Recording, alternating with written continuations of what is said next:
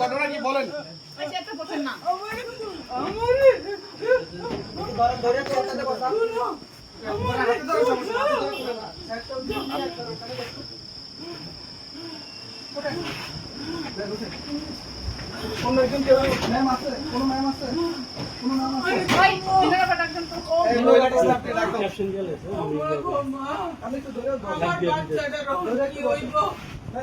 আমার বাচ্চাটার কি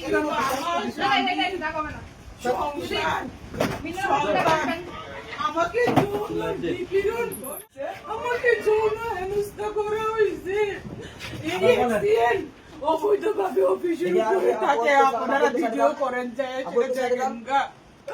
এক্সিএন অফিসের উপরে থাকে, আরো কর্মচারীর উপরে থাকে। আমারে অনৈতিক ভাবে কয়, আমি বলে রুমে বলে যাইতাম।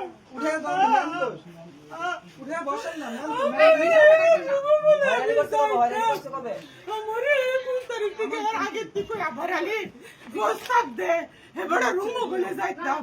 এক্সচেঞ্জারের রুমে বলে যাইতাম, বেড়ারে বলে খুশি করতাম। আর নাহলে আমারে বলে বদলি বলে করে দিব। নাম আবুল খায়ের, নির্বাহী প্রকৌশলী আমার অফিসের। এরপরে আমারে পানি দাও জান্নাত, আমার গলা শুকিয়ে যেতেছে, আমারে পানি দাও। ওনার অভিযোগটাকে বলতে দেন। এরপরে করছে কি, এরপরে আমি হেরা টেন্ডার করছে, সে টেন্ডার চোর, সে টেন্ডার করছে। আমি এস্টিমেটর টিপু স্যারকে বললাম, স্যার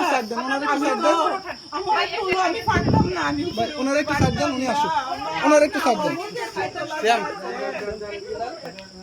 আমার তুলো। আপনার নাম কি? আপনি কোন পোস্টে আছেন আর কি সমস্যা বলেন? আমার নাম মুসাম্মদ তাসমিন আক্তার। আচ্ছা, কি হয়েছে? ঘটনা কি হয়েছে? হ্যাঁ, উঠান উঠান, হ্যাঁ দোনোজন দাও, একটু ক্যামেরা ইয়ে করে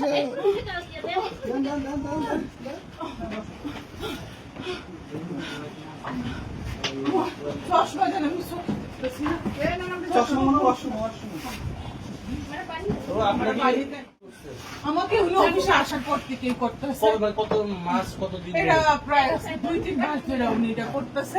তো যাক, এটা যেহেতু কোনো লিখিত প্রমাণ নাই, উনি আমাকে মৌখিক ভাবে বলে, উনি তো অনেক চালাক, উনি আমাকে মৌখিক ভাবে বলে, এই জন্য আমি এটার পদক্ষেপ নিতে পারতেছিলাম না, সেই কারণে আমি চুপ ছিলাম। কিন্তু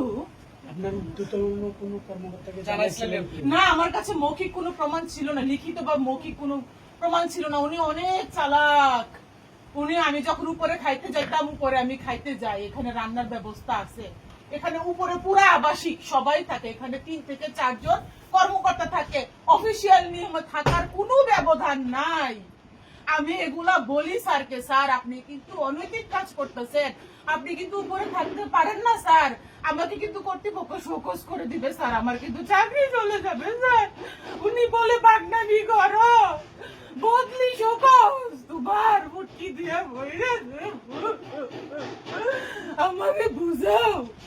আমি স্যারের কইলাম, স্যার আপনি যে লাস্ট যে টেন্ডারটা করলেন 19 প্যাকেজের, আপনি যে লটারিটা করলেন স্যার, আমি তো কইতাম পারি না, মেমু বই সায়া আমি দেখি স্যার এই লটারির উইনারদেরকে আপনি পে অর্ডার সঠিকতা যাচাই করার জন্য চিঠি দিচ্ছেন স্যার। সেই স্মারক বই আমার লেখার কথা স্যার, ওই স্মারক বই আউটসোর্সিং লেখে, এই ব্যক্তি আউটসোর্সিং লেখে আমার স্মারক বই। আমার অফিসে কোনো মূল্য নাই আমার, আমি একজন প্রশাসনিক কর্মচারী। আপনারা এখানে খাতা আছে 10-15টা বা 20টা, প্রত্যেকটা খাতা আমাদের এন্ট্রি আছে। আমরা এখানে আউটসোর্সিং হলো, আমরা এই অফিসে কাজ করি। আমি জানি ক্যামেরা দর্শন শেষ সুবিধা বলছি, প্রশাসনিক কোনো অর্ডার আছে কিনা, আমার এক্সিএন এর লিখিত কোনো অর্ডার আছে কিনা, ওরকম কোনো অর্ডার আমি শো করি নাই, আমি দেখি নাই। তারা যে মেমু বইটা তারা যে লিপিবদ্ধ করতে পারে, এই অর্ডার তো আমি দেখি নাই স্যার, তো আমাকে দেখাই নাই।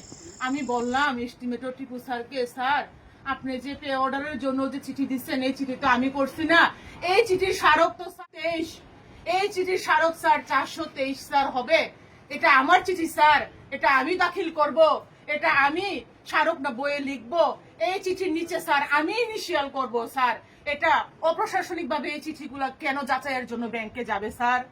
তখন টিপু স্যার আমাকে বলে নয়া ফুন্দে বাল উঠছে, অফিসারকে আসেন কাউন্টার করতে, চার্জ করতে। আমি বলি স্যার আমি তো আপনাকে চার্জ করতে পারি না, আমি কর্মচারী স্যার, চার্জ করার ক্ষমতা স্যার আমার নাই। স্যার আমি প্রশাসনিকভাবে জানতে চাইছি স্যার আপনারা কেন এই টেন্ডার নোটিশ যে লটারি যে করবেন, কেন নির্বাহী প্রকৌশলীর আদেশে সই করা একটি পত্র আপনারা কেন দাখিল করেন নাই স্যার? এই পত্র তো আমি দাখিল করার কথা। কোন সময় অফিসে অডিট হইলে এই প্রশ্ন তো আমি সম্মুখীন হব, আপনি কেন এই টেন্ডারের লটারি প্রকাশের তারিখটি আপনি নোটিশ বোর্ডে দেন নাই এবং কর্তৃপক্ষকে অবগত করেন নাই? তখন কি আমার চাকরি থাকবে? আমি এখানে প্রশাসনিক দায়িত্বে আছি, আমার কি প্রশাসনিক বিষয় সম্পর্কে প্রশ্ন করার অধিকার নাই? আমি কি জানতে পারি না আমার স্যারের কাছে? পারি কি না? হ্যারাসমেন্ট হইছে, হ্যারাসমেন্ট হইল গিয়া সেটা